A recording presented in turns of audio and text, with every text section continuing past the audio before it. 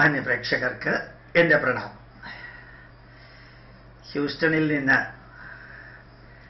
തിരിച്ച് തിരുവനന്തപുരത്ത് വരുമ്പോൾ ഫ്ലൈറ്റിൽ 2 സിനിമ കണ്ടു. ഒന്ന് പുലിമുരുകൻ എന്ന സിനിമ, മുഴുവനൊന്നും കണ്ടില്ല. മറ്റൊന്ന് ബജ്റംഗി ബൈജാൻ, ഒരു ഹിന്ദി സിനിമയാണ്. ബജ്റംഗി ബൈജാൻ നല്ല സിനിമയാണെന്ന് കേട്ടിട്ടുണ്ട്. പക്ഷെ അത് ഇത്രയും ഗംഭീരമായിരിക്കും എന്ന് ഞാൻ വിചാരിച്ചില്ല.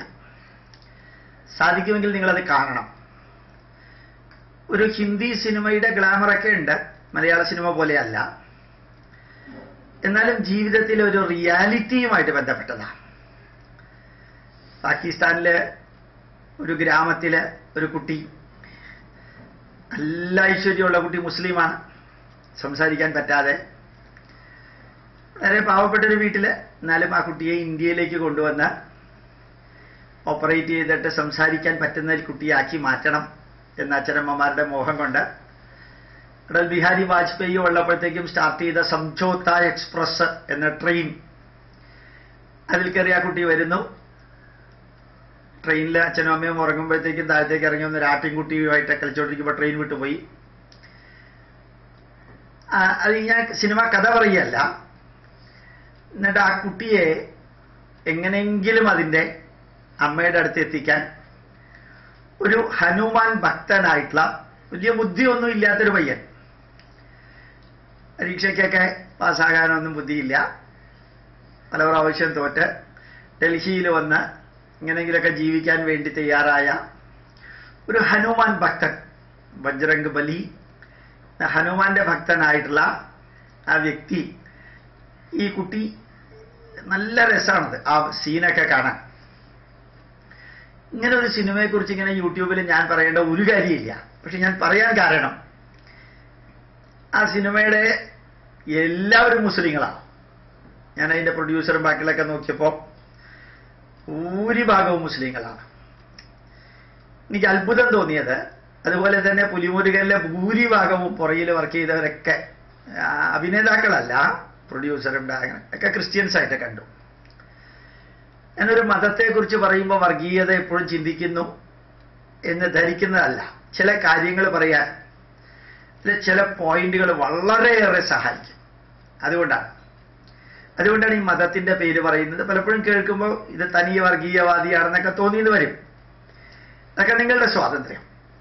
പക്ഷെ ആ മുസ്ലിങ്ങൾ എടുത്ത ആ ബജ്റംഗി ബൈജാൻ എന്ന സിനിമ, ആ വ്യക്തിക്ക് ഇസ്ലാം മതത്തോടും മുസ്ലിങ്ങൾക്ക് രാമനോടും ഹിന്ദുക്കളോടും ഭാരതീയരോടും, പാകിസ്ഥാൻ മുസ്ലിങ്ങൾക്ക് രാമനോടും ഹിന്ദുക്കളോടും ഭാരതീയരോടുമുള്ള ആ സ്നേഹം, ബഹുമാനം, നമുക്ക് ആ പാകിസ്ഥാൻകാരോടുള്ള സ്നേഹം, ബഹുമാനം, നമ്മുടെ പൂർവികരാണ് അവരെ, രജപുത്രന്മാരായിരുന്നവരെ ആക്രമിച്ച് മതം മാറ്റിയതാണ്, ബൈ ഫോഴ്സ് വാളുകൊണ്ട് മതം മാറ്റിയതാണ്. ഒരേ രക്തമാണ് നമ്മുടേത്, പാകിസ്ഥാന്റെയും നമ്മുടെയും, ഇവിടെയുള്ള ഹിന്ദുക്കളുടെയും ക്രിസ്ത്യാനികളുടെയും മുസ്ലിങ്ങളുടെയും എല്ലാം. പക്ഷെ മതത്തിന്റെ പേരിൽ രാഷ്ട്രീയക്കാരെ നമ്മൾ വിഘടിപ്പിച്ച് തമ്മിൽ തല്ലിക്കുകയാണ്. അവര് അത് ചെയ്യിക്കുന്നതൊന്നും വർഗീയതയല്ല, പക്ഷെ അത് പറഞ്ഞാൽ വർഗീയതയാവും. ഞാൻ മുസ്ലിങ്ങളെ കുറിച്ചും ക്രിസ്ത്യാനികളെ കുറിച്ച് പറഞ്ഞാൽ ഭയങ്കര വർഗീയത. പക്ഷെ എന്ത് നീചകർമ്മവും നികൃഷ്ടകർമ്മവും ഈ മതത്തിന്റെ പേരിൽ ചെയ്യുന്നത് വർഗീയതയല്ല, അത് മതേതരത്വമാണ്. പലർക്കും, പല രാഷ്ട്രീയക്കാർക്കും, പല ബുദ്ധിജീവികൾക്കും, ചിന്തകർക്കും. ആ സിനിമയിലെ ആ പയ്യൻ, അയാളും ഒരു മുസ്ലിമാണ്, പക്ഷേ ഹനുമാൻ ഭക്തൻ. ഹനുമാനോട് ഞാൻ വാക്കു കൊടുത്തു, ഈ കുട്ടിയെ ഞാൻ അതിൻ്റെ വീട്ടിലേക്ക് എത്തിച്ചോളാം എന്ന് പറഞ്ഞ് പാകിസ്ഥാനിലെ ഗംഭീരമായിട്ടുള്ള ഒരു ഇന്ത്യൻ സ്പൈ ആയിട്ട് ചിത്രീകരിച്ച് അയാൾ അനുഭവിക്കേണ്ടി വരുന്ന എല്ലാ ദുരിതങ്ങളും അനുഭവിച്ചും ആ കുട്ടിയെ അതിൻ്റെ അമ്മയുടെ അടുത്ത് എത്തിക്കുകയും അവസാനം ഈ ബോർഡറിൽ, ഇന്ത്യ പാകിസ്ഥാൻ ബോർഡറിൽ അപ്പുറത്തും ഇപ്പുറത്തും പാകിസ്ഥാൻകാരും ഇന്ത്യക്കാരും വരുന്നതും ഈ സോഷ്യൽ മീഡിയ ഉപയോഗിച്ച് എങ്ങനെ കുറെ കാര്യങ്ങൾ ചെയ്യാമെന്നുള്ളതും എല്ലാം അതിൽ വിവരിക്കുന്നുണ്ട്. ഞാൻ പെട്ടെന്ന് ആലോചിച്ചു പോയത്, ഞാൻ അമേരിക്കയിൽ നിന്നുള്ള മടക്കയാത്രയിലെ Kerala Hindus of North America 1400 പേരുണ്ടായിരുന്നു. 450 കുടുംബങ്ങളാണ് രജിസ്റ്റർ ചെയ്തത്. ഒരു കുടുംബത്തിൽ 4 പേരും 5 പേരും വെച്ച് ഏതാണ്ട് 10,500 പേരുണ്ടായിരുന്നു. 5 ദിവസത്തെ ഭക്ഷണവും ജൻസൺ എന്ന് പറയുന്ന ഒരു ക്രിസ്ത്യാനി, ഇദ്ദേഹത്തിൻ്റെ സഹോദരൻ, പിന്നെ അമേരിക്കൻ ബ്ലാക്കും അമേരിക്കൻ വൈറ്റും, ഒരു മലയാളിയും അതിനകത്തില്ല. ഈ രണ്ട് ക്രിസ്ത്യൻ മലയാളികളുടെ അവരാണ് ചെന്നൈയില് ഭക്ഷണം 4-5 ദിവസവും കൊടുത്തത്. അക്ഷരാർത്ഥത്തിൽ നെഞ്ചത്ത് കൈവച്ച് പറയാൻ സാധിക്കും, ഇത്ര സൂപ്പർ ഭക്ഷണം, സിമ്പിൾ സൂപ്പർ ഭക്ഷണം. ഇടയ്ക്കൊരു ചിക്കൻ ബിരിയാണി കയറ്റാൻ ശ്രമിച്ചുവെങ്കിലും ഞാനത് എതിർത്തു. അത് കാരണം അതുണ്ടായിരുന്നില്ല. ഇത്ര കേരളീയമായ ഭക്ഷണം ഈ മലയാളി ക്രിസ്ത്യൻസ്, ഡാലാസിലാണ് ഉള്ളവരെന്ന് തോന്നുന്നു, അവരാ ഹിന്ദു സമ്മേളനം ഇത്രയും സക്സസ്ഫുൾ ആക്കാൻ ഭക്ഷണത്തിന്റെ കാര്യത്തിൽ ഒരു സിംഗിൾ കംപ്ലൈന്റ് പോലും വരാതെ ചെയ്തു. അപ്പൊ ഒന്ന് ആലോചിച്ച് നോക്കാം, ഒരു മുസ്ലിം അഭിനേതാക്കളും പ്രൊഡ്യൂസർമാരും ഡയറക്ടർമാരും എല്ലാം ഖാൻമാരാണ് ഉള്ള ആ സിനിമ എങ്ങനെ ഹിന്ദുവിനെയും മുസ്ലിമിനെയും ഒരുമിച്ച് കൊണ്ടുവരുന്നു, ഇന്ത്യയെയും പാകിസ്ഥാനെയും ഒരുമിച്ച് കൊണ്ടുവരുന്നു. അതുപോലെ ഒരു ഹിന്ദു സമ്മേളനം ഭംഗിയാക്കാനായിട്ട് ഏറ്റവും അടിസ്ഥാനപരമായിട്ട് സക്സസ് ആക്കേണ്ടത് ഫുഡാണ്. അതെങ്ങനെ മലയാളി 2 ക്രിസ്ത്യാനികൾ ചെയ്തു, ഇംഗ്ലീഷുകാരായ ബ്ലാക്കും വൈറ്റിന്റെയും സഹായത്തിൽ. മലയാളികൾ കുക്കൊന്നുമില്ല. ഒരു മലയാളി കുക്കിനെ കൊണ്ടുപോകാനായിട്ട് ശ്രമിച്ചപ്പോഴത്തേക്കും അമേരിക്കൻ എംബസി വിസ കൊടുത്തില്ല എന്നാണ് പറഞ്ഞത്. അപ്പൊ അവിടെയുള്ളവരെ കൊണ്ട് ചെയ്യിച്ചു. അവിടെയും നമുക്ക് ഒരുമിച്ച് പ്രവർത്തിക്കാൻ സാധിക്കും. ശരിക്ക് നമുക്ക് ഹിന്ദു ക്രിസ്ത്യൻ മുസ്ലിം എന്ന് പറയുന്ന രീതിയിൽ ഒരു മാർക്കിംഗ് ഇല്ലാതെ, ഒരുപക്ഷെ നിങ്ങൾക്ക് തോന്നുമായിരിക്കാം ഞാൻ പലപ്പോഴും മുസ്ലിങ്ങളെയും ക്രിസ്ത്യാനികളെയും ഇങ്ങനെ കുറ്റം പറഞ്ഞ് ഇടയ്ക്ക് കയറിയിട്ട് മതേതരവാദിയാവുന്നു. നിങ്ങൾക്ക് എന്ത് തോന്നിയാലും എനിക്ക് പ്രശ്നമൊന്നുമില്ല.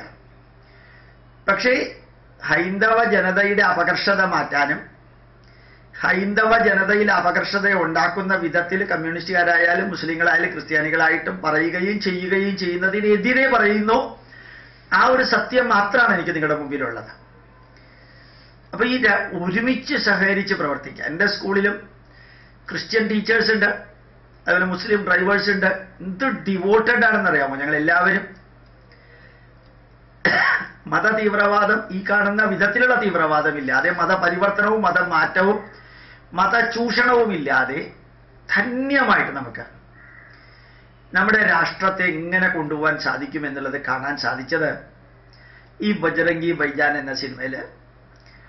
പിന്നെ ഞാൻ ആ പുലിമുരുകന്റെ പ്രൊഡ്യൂസറും അതിന്റെ ബ്രാക്കിലുള്ളവരുടെ എല്ലാവരുടെ ചരിത്രം എല്ലാം ക്രിസ്ത്യൻ പേരുകളാണ്.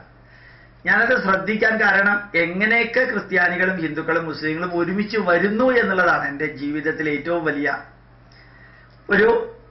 ഒരു വലിയ ആഗ്രഹം.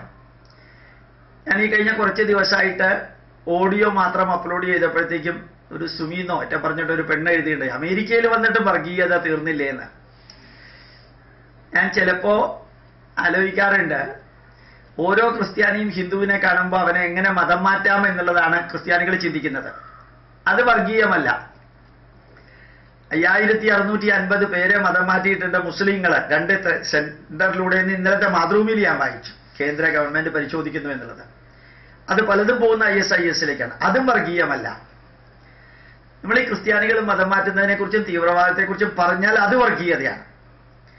അമേരിക്കയിൽ വന്നിട്ടും അത് പറയുന്നത് വർഗീയമാണോ എന്ന് ആ സുമി എന്ന് പറയുന്ന കുട്ടി ചോദിച്ചു. അതിന്റെ ജന്മവൈകല്യം നമ്മൾ വിചാരിച്ച കാര്യമില്ല. ഈ ലോകത്തിൽ പറയാനുള്ള ധന്യമായ ഹൈന്ദവരുടെയും ക്രൈസ്തവരുടെയും മുസ്ലിങ്ങളുടെയും മഹത്വവും ഈ 3 പേര് ഏത് പാർട്ടിയിലുള്ളവരാണെങ്കിലും മതത്തിലുള്ളവരാണെങ്കിലും ദേശത്തിനും നമ്മുടെ ധർമ്മത്തിനും സംസ്കാരത്തിനും എതിരെ ചെയ്യുന്നത് തിന്മയാണെങ്കിൽ ആ തിന്മ വിളിച്ചു പറയാൻ, അത് കേരളത്തിലാണെങ്കിലും ഇന്ത്യയിലാണെങ്കിലും അമേരിക്കയിലാണെങ്കിലും എന്താ കുഴപ്പം? എന്താ തിന്നുന്ന ചോറ് കേരളത്തിലാണെങ്കിലും ഇന്ത്യയിലാണെങ്കിലും അമേരിക്കയിലാണെങ്കിലും എന്താണ്? വിഷയം മാറിപ്പോയതല്ല. നന്മ നിറഞ്ഞ രീതിയിൽ ഈ ലോകത്തിലെ ജനത ഒരുമിച്ച് ചേരാൻ സാധിക്കും എന്ന് തെളിയിച്ചുകൊണ്ടിരിക്കുന്ന ഒരു പ്രധാനമന്ത്രിയാണ് ഇപ്പോൾ ഭാരതത്തിനുള്ളത്. ഗംഭീരമായിട്ട് തെളിയിച്ചുകൊണ്ടിരിക്കുകയാണ്. ആരംഗീകരിച്ചാലും ഇല്ലെങ്കിലും മുൻവിധിയോടുകൂടി അദ്ദേഹത്തിനെ എതിർക്കുന്ന ധാരാളം മുസ്ലിങ്ങളും ക്രിസ്ത്യാനികളും കമ്മ്യൂണിസ്റ്റുകാരും ഉണ്ട്. അതും ജന്മവൈകല്യം. നമുക്ക് എന്ത് ചെയ്യാൻ പറ്റും? അപ്പോ ഈ ബജ്റംഗി ഭായ്ജാൻ പോലെയുള്ള സിനിമ, അല്ലെങ്കിൽ പുലിമുരുകൻ എന്നുള്ളതിലെ പ്രൊഡ്യൂസർമാരെ ഒരു വിഭാഗം ആ കഥ പോകുന്ന കുറേയൊക്കെ ഹിന്ദു രീതിയിൽ, അതേപോലെ തന്നെ ഒരു മീറ്റിങ്ങുകളിൽ ഹിന്ദു ഭക്ഷണം പാകം ചെയ്താലേ ഹിന്ദുക്കൾ തിന്നുള്ളൂ എന്നൊന്നുമില്ല. നല്ലതായിട്ട് ആര് ചെയ്താലും ആരുടെ നന്മകളും സ്വീകരിക്കുന്ന രീതിയിൽ മുമ്പോട്ട് പോകാനുള്ള ഒരവസ്ഥ. ഇതെല്ലാം കൂടി ചേർത്ത് ജീവിതത്തെ കാണുമ്പോൾ നമുക്ക് ഈ ഭാരതം എന്ന രാഷ്ട്രവും ഭാരതത്തിന്റെ സംസ്കാരവും മുമ്പിൽ വെച്ച് പ്രവർത്തിച്ചാൽ എത്ര ധന്യമായിട്ട് മുമ്പോട്ട് കൊണ്ടുപോകാൻ സാധിക്കും എന്ന് ഞാൻ പലപ്പോഴും ആലോചിക്കാറുണ്ട്.